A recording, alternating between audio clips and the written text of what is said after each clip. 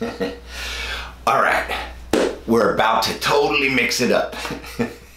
Welcome to another episode. As you guys know, we've been focusing primarily on the minor pentatonic scale.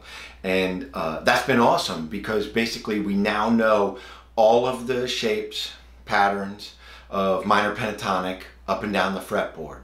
And we know all of the notes associated, we know the scale degrees, we've gotten really comfortable at moving around on that. Now, we're not going to stop practicing minor pentatonic.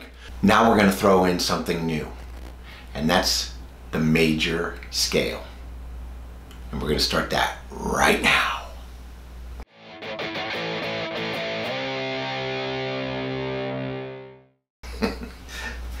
All right.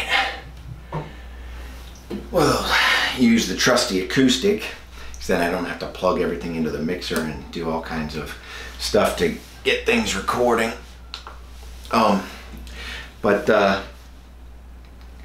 What this boils down to is the major scale and how it differentiates from the minor pentatonic. One of the really popular ways of playing the major scale is using the caged system. And probably that's the one that everybody's sort of used to or knows about.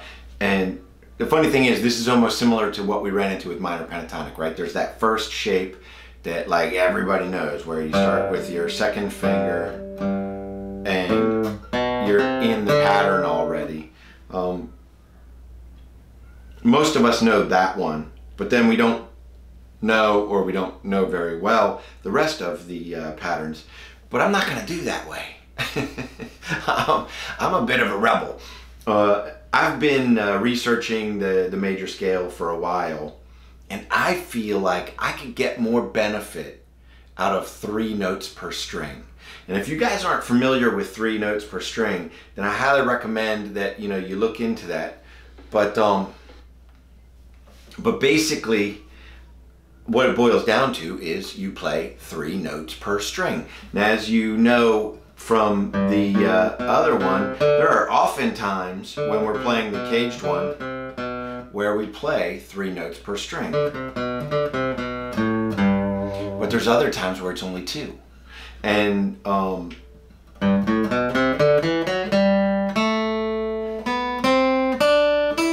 there.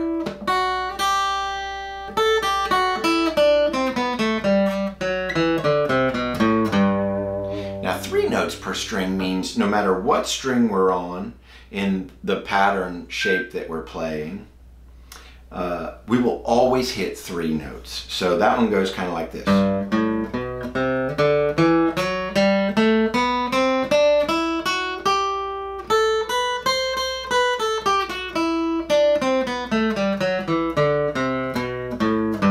I've been practicing it a little bit.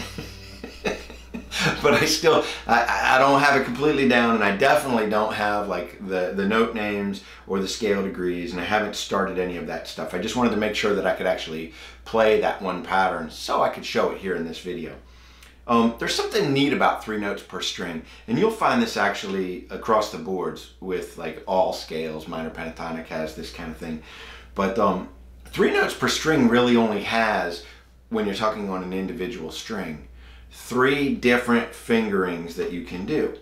And if you think about it, that kind of makes sense, right? Because there's no step and a half in a major scale, right? It's whole, whole, half, whole, whole, whole, half. So there's no like step and a half anywhere in that scale. So if you think about it just for a moment, there could only be 3 possibilities anyway, right? You're either going whole, whole, if you're doing 3 notes per string, or half whole, or whole half. Now, what does that mean on the guitar? Well, what that means is if we go whole, whole, that we have to skip a fret, right? So whole, whole. So that's one of the pattern shapes that we have, and that is to go like this. And this is a little bit of a stretch.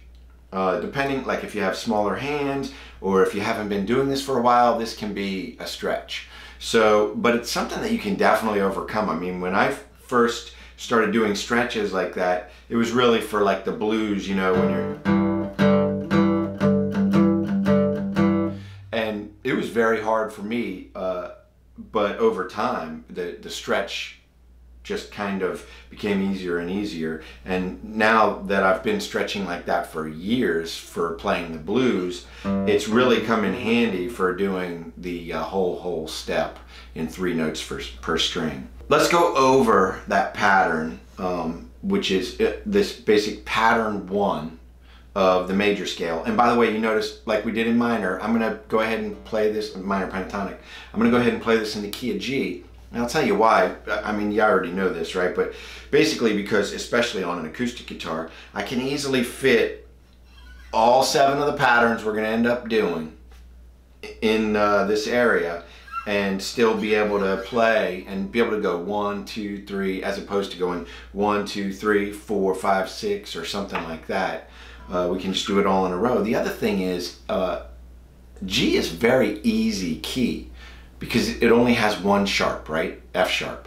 So with that in mind, when we're doing singing the note names, it just makes it much easier than being complicated, you know, in the key of E or something like that, where you're having to say a bunch of either sharps, or in any of the flat keys where you're having to say a bunch of flats. Let's just simplify it. Obviously, the simplest way would be to go in the key of C.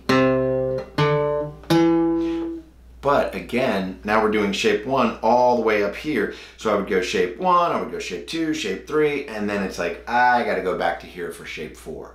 So that's why I picked G.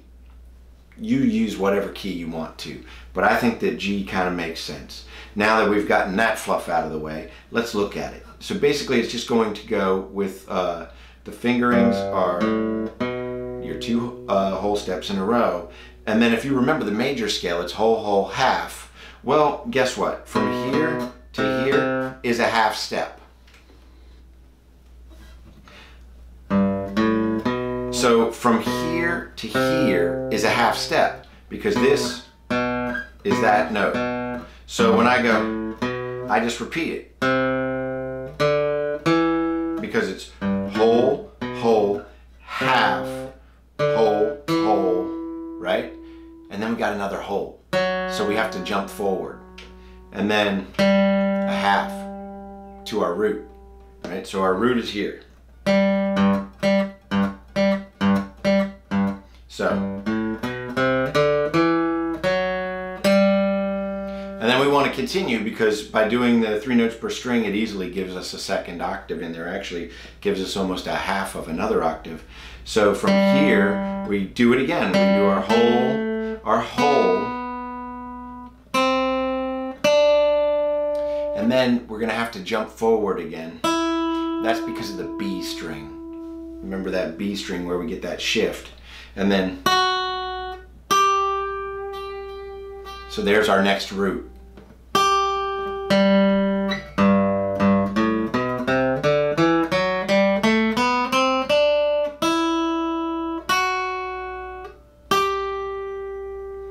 Now, I'm going to go ahead and practice using the high E string and continuing the scale on. Hold to here, half to here, because I just want to complete that pattern shape. And so for this week, what we're going to do is just basically get that pattern completely ingrained in our mind.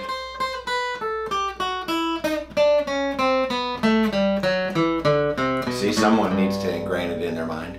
And we're going to just go down and up like we've done in the past. And then after we definitely have the pattern understood, you're going to throw in the note names. So you're going to sing, right? The G, A, B. Remember, I'm not a singer, so no knocks on that. But you're going to sing the note names along with that pattern. And then also we're going to talk about the scale degrees, or say the scale degrees, right? So we do root, and then you've got your 2, your 3, your 4, your 5, your 6, your 7, and your root. So you want to say those scale degrees out loud. And by the way, I wasn't singing the note pitch when I was doing that, but you want to do that as well. Because remember, again, we want to ingrain in ourselves exactly where those are. Something that I figured out just recently, actually, which kind of blew me away, because I'm so used to going up and knowing scale degrees, is that if I'm here with a root, right? So here I'm a D root. Well, if I come back up here, this is my 6, this is my 5, and this is my 4. And that's really important if you're thinking about chord progressions and popular music, right? To know where that 6 is, that 5 is, that 4 is, what is it? By knowing where they are around you, and I didn't used to know that. I've been doing this stuff for 40 years, and I didn't know a simple thing like that. But you know what opened my mind to it? Is the fact that I'm using scale degrees now with all of the stuff, the practice that I'm doing, and those scale degrees are the progression numbers. That's the magic of this. It all comes together. So definitely check those out while you're also doing the major scale, and start realizing when you are counting in your major scale and you say things like 4 or 5 or 6, you're talking about the relative minor. That's kind of blowing my mind, right? So if I'm here and I know that 6 is here, that's my relative minor. This stuff is all going to get opened up to you as you practice this. So hopefully you're sticking with this and you're practicing this with me. I'm excited about doing the major scale now. So let's check in next week and see where everybody is. And next week we'll start working on the second pattern. By the way, there's 7 patterns of the major scale when you do 3 notes per string, right? Because since you're talking about a major scale where it's like, you know, you have 7 steps or scale degrees in the major scale, and that's how those patterns get created. Just like we did with the minor pentatonic, we're just going to go to each of the next notes in the scale and play another pattern at that point. And that's how we're going to master the major scale across the entire fretboard. I hope you guys are staying safe and healthy, and I hope you're having fun with these videos. Please like, share, and subscribe, and I'll see you next week.